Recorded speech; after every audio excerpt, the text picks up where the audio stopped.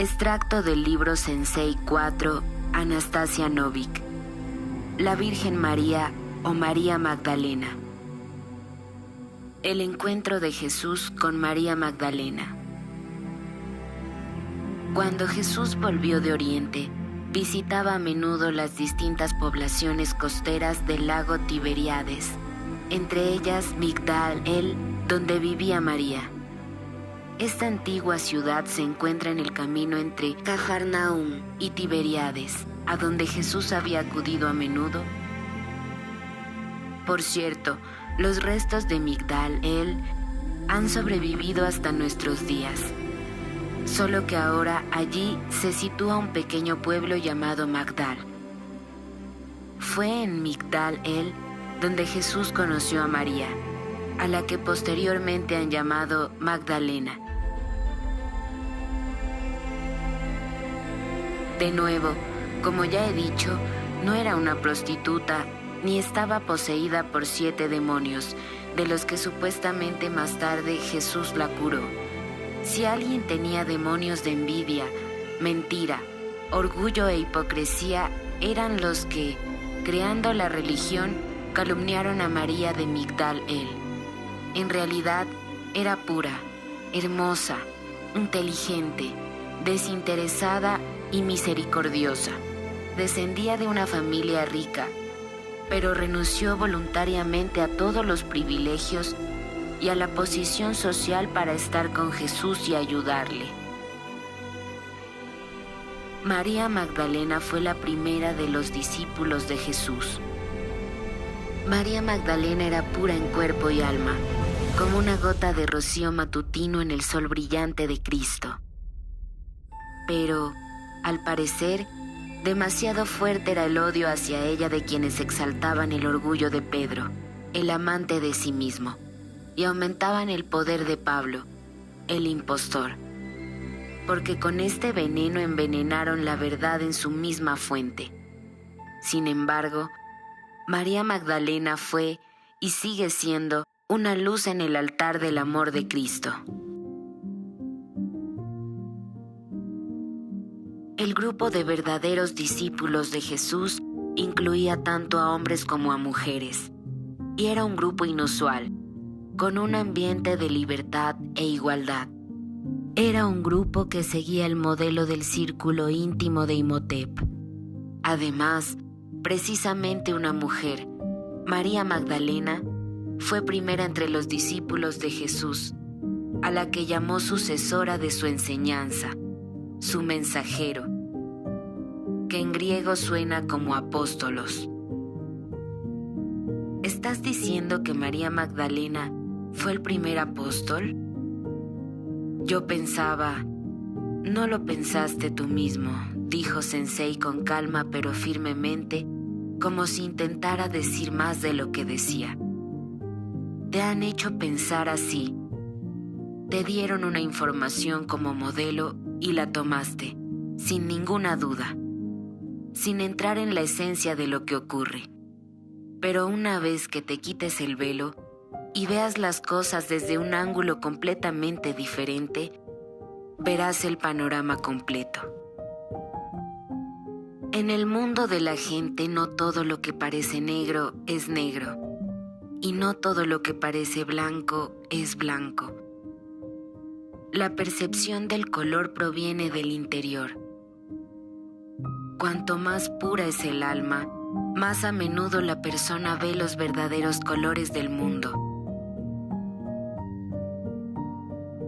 Y cuanto más crece espiritualmente, más se da cuenta de cómo es el mundo en realidad. La aspiración a conocer la verdad es, ciertamente, encomiable.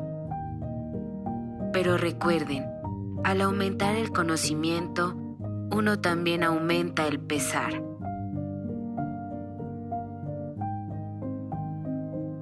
¿Por qué se la llamó Magdalena? Probablemente se le dio el nombre de la ciudad de Migdal El donde vivía. En absoluto, objetó Sensei. Es mucho más serio que eso. En el Evangelio de Mateo, en el capítulo 16, versículos 13-26, se conservó una trama que se basó en una historia real, solo que su protagonista no era Pedro, sino María. En una ocasión, Jesús preguntó a sus discípulos quién creían que era, es decir, cómo lo consideraban.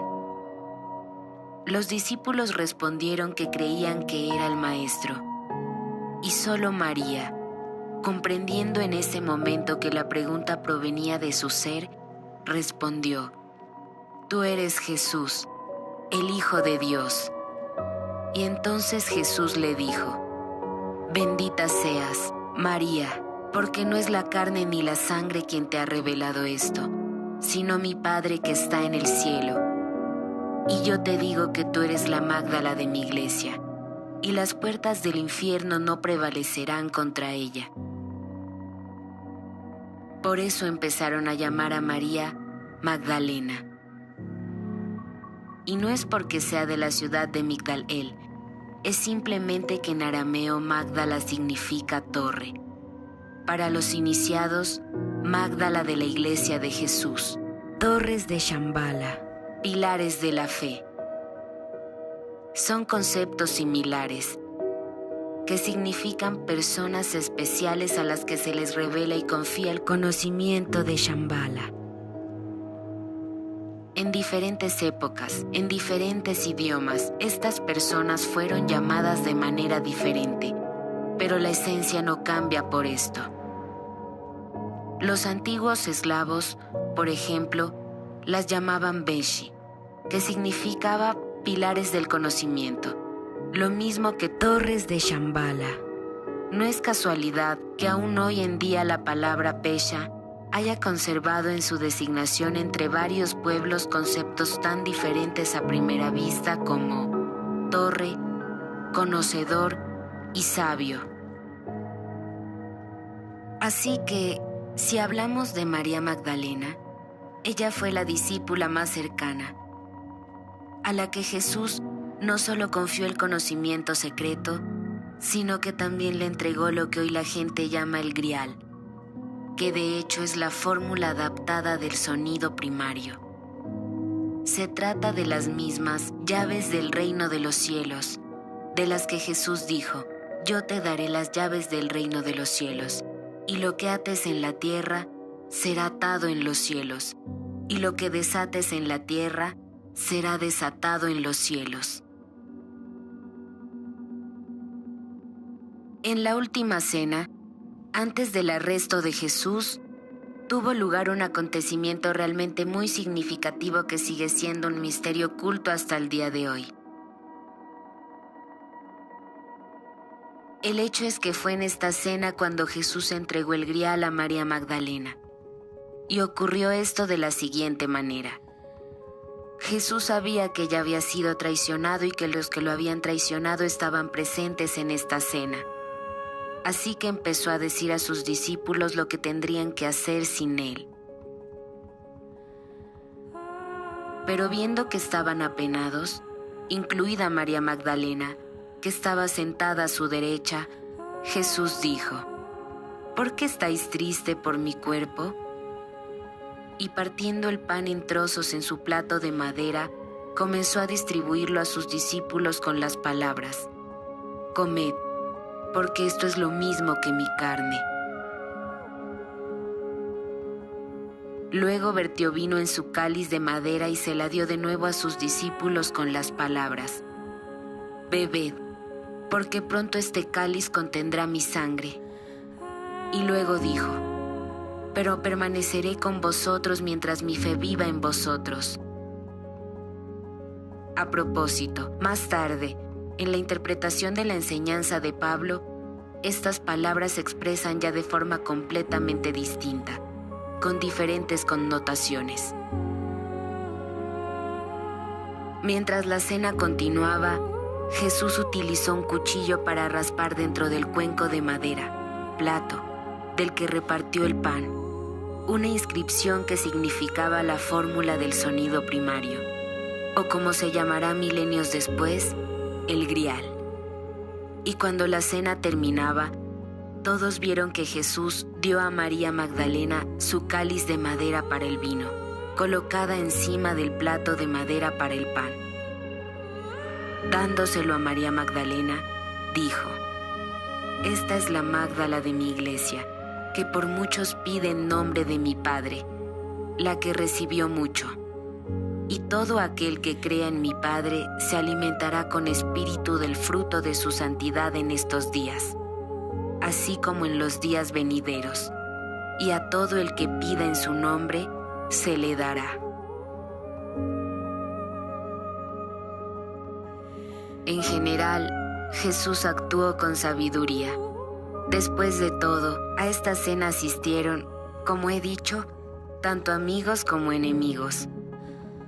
Sus discípulos cercanos sabían que Jesús iba a transferir a María Magdalena un misterio de inmenso poder. Pero ¿cuál era ese misterio? Y cómo lo haría era un enigma para ellos.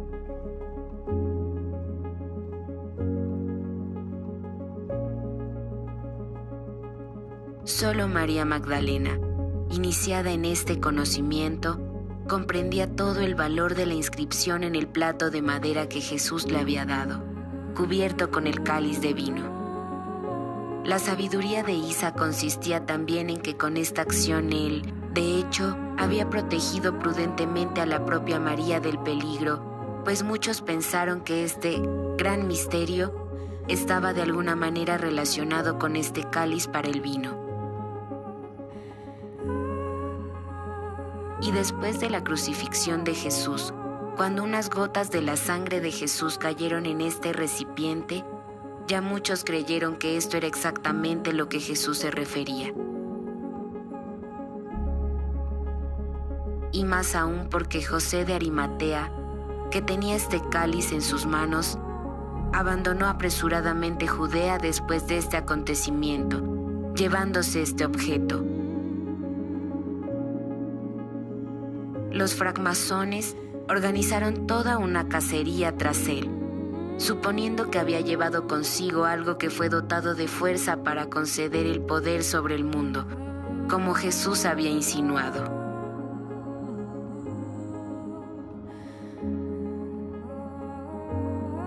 La hazaña espiritual de María.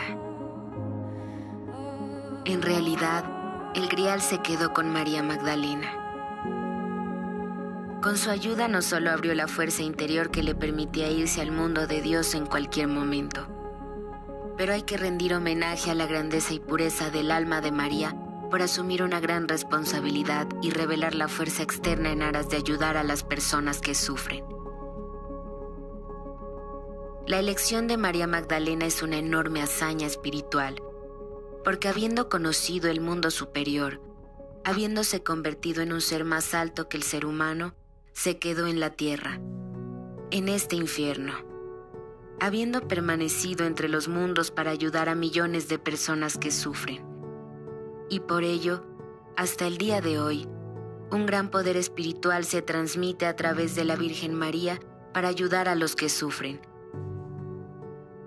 Es ella la que durante 2000 años está apareciendo a la gente. Si estudian detenidamente esta cuestión, en el cristianismo encontrarán muchas pruebas de que la Virgen María es la que más a menudo aparece en respuesta a súplicas y en ayuda a los creyentes. Y muchos la ven, tanto individual como colectivamente, de forma muy realista. Hasta el día de hoy todavía se conservó la leyenda según la cual, cuando uno de los santos murió y ascendió al reino de los cielos, empezó a buscar entre los santos a la Virgen María para inclinarse ante ella y agradecerle la ayuda que le había prestado en vida a él y a la gente. Pero al no encontrarla en el reino de los cielos, preguntó a los santos dónde estaba. Y los santos le respondieron que no podía encontrarla en el reino de los cielos, porque todavía estaba en la tierra ayudando a la gente sufriente. Virgen María o María Magdalena. ¿Se considera a la Virgen María como la madre de Jesús? Se considera, porque cuando María Magdalena empezó a aparecer masivamente, los clérigos tuvieron que explicarlo de alguna manera. sobre todo porque imaginaron a María Magdalena como una ramera, una pecadora arrepentida, para humillar y pisotear la memoria sobre ella a los ojos de su rebaño.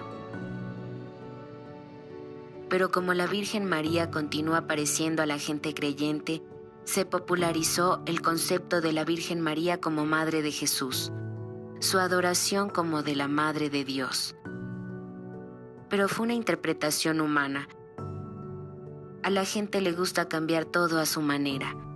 Aunque el hecho de que María Magdalena sea llamada la Virgen María, la Madre de Jesús, no cambia nada. La ayuda de María no disminuye por eso. Al fin y al cabo, lo importante aquí es su fuerza divina adquirida y el principio femenino. Ágape o celebración del amor. El culto a la Madre de Dios no estaba presente en absoluto en las comunidades cristianas organizadas por la gente de Gamaliel y basadas en la religión de Pablo, donde, naturalmente, siguiendo las leyes de los arcontes, se mantenía el dominio del principio masculino, mientras que los verdaderos discípulos de Jesús, los verdaderos seguidores de su enseñanza, glorificaron la armonía entre el principio masculino y femenino, de la manera que Jesús enseñó. Tenían las llamadas ágapas, que traducido del griego significa cenas de amor. Eran cenas comunitarias secretas que en su tiempo organizaba Jesús con sus discípulos, donde, a propósito, se mantenía la predominancia de precisamente el principio femenino. ¿Ágapas? Me pregunto si el nombre agapito no puede estar relacionado con esta noción. Preguntó mi persona.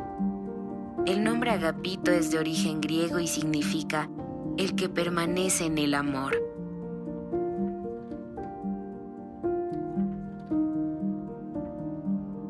El poder divino creativo femenino. No entiendo. ¿Qué tiene el principio femenino para que Jesús le haya dado tanta importancia? En el principio femenino se esconde la fuente de la fuerza vital, y si se descubre, solo puede abrirse en el aspecto espiritual, en la expresión del grado más elevado del amor. Entonces se manifiesta un inmenso poder que puede ser utilizado para las buenas acciones y también permite entrar en contacto con el nirvana. ¿Por qué las antiguas leyendas de diferentes pueblos del mundo asociaban esta fuente de fuerza vital con la inmortalidad? Porque es la fuerza creadora de Alad. La fuente de esta fuerza vital está implicada en la creación original del mundo y en la creación de los seres que habitan el universo, en la creación de la misma tierra y de su principal fuerza creadora, el agua. Por lo tanto, en el principio femenino se esconde una fuente muy poderosa de fuerza vital. La Virgen María es nombrada como la fuerza espiritual revitalizante y la encarnación del verdadero conocimiento. Ella es llamada la sabiduría de Dios, la pintora de todo, la madre de la creación, sobre la cual la Biblia dice que ella es el aliento del poder de Dios y una pura efusión de su gloria. Ella es un reflejo de la luz eterna y un espejo inmaculado de la obra de Dios. Ella es una, pero puede todo y, estando en sí misma, renueva todo y de generación en generación entrando en las almas santas, prepara a los amigos de Dios y a los profetas. El poder espiritual de la Virgen María se compara con la puerta del cielo. Ella es nombrada portadora de la deidad, el alma del mundo, providencia de Dios, encarnación del Logos.